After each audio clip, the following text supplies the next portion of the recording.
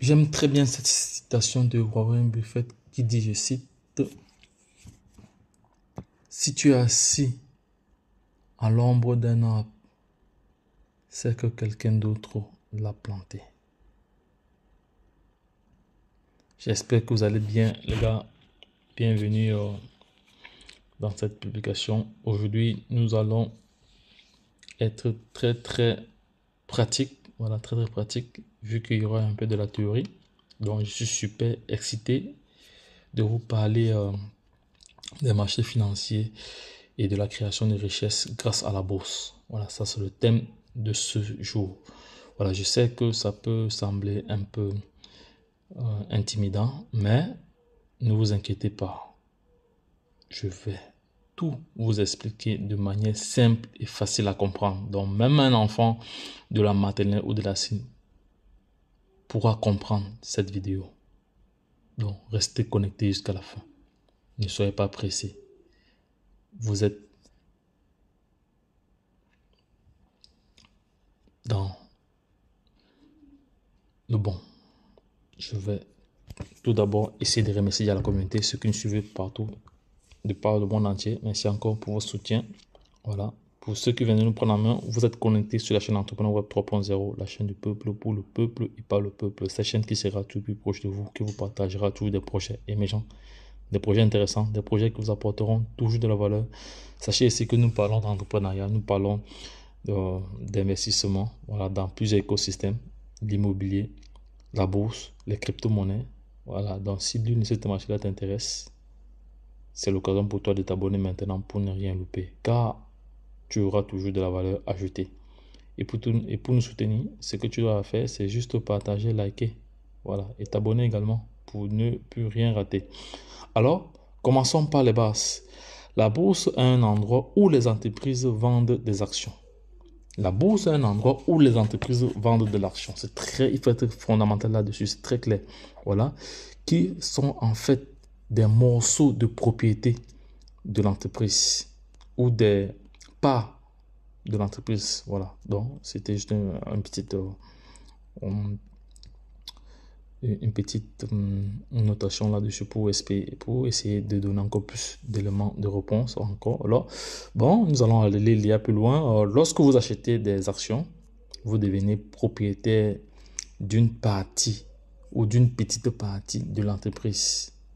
Maintenant, il existe différents indices boursiers, comme le S&P 500, qui est un indice qui regroupe la performance des plus 500 plus grandes entreprises américaines.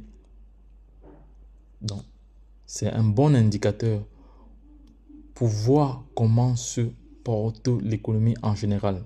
Donc, aujourd'hui, la valeur du S&P 500 est au-delà de 4000 $. Donc, maintenant, parlons des ETF, voilà, et des fonds négociés en bourse. Ce sont des paniers d'actions recoupés dans un seul investissement. Cela signifie que vous pouvez investir dans plusieurs entreprises en une seule fois. Donc, ce qui réduit les risques. Par exemple, vous investissez dans un ETF qui réplique le secteur des technologies. Vous aurez une exposition à plusieurs entreprises technologiques différentes. Voilà, j'espère que nous sommes clairs là-dessus. Maintenant, parlons de l'or et du pétrole. Ce sont des matières premières qui peuvent être échangées sur les places de marché ou les marketplaces ou encore les marchés financiers. L'or est souvent considéré comme une valeur refuge en période d'incertitude économique, tandis que le pétrole est influencé par l'offre et la demande mondiale. Donc c'est pour ça que vous allez voir dans certaines stations aujourd'hui, le carburant est bas, aujourd'hui le carburant est élevé. Voilà, c'est parce qu'il y a une influence de cette matière première là. Donc si vous avez des questions, n'hésitez pas à interagir avec nous en commentaire. Donc je peux vous apporter des éléments de réponse en commentaire. Voilà, parlons maintenant du sujet qui vous intéresse le plus, la création de richesses grâce à la bourse. L'investissement en bourse peut être un moyen de faire fluctuer votre argent sur le long terme. L'une des clés du succès est de diversifier vos investissements, c'est-à-dire investir dans différentes entreprises et secteurs pour réduire les risques. Maintenant, nous allons parler de ce qu'on appelle l'effet de levier. L'effet de levier, c'est quoi? C'est un outil qui permet d'investir plus de l'argent que vous n'en avez. Cela signifie que vos gains peuvent être multipliés fois 2, fois 10. Mais attention, les pertes peuvent également être amplifiées. Il est donc important de comprendre les risques associés à l'effet de levier avant de l'utiliser. C'est très très important. Voilà.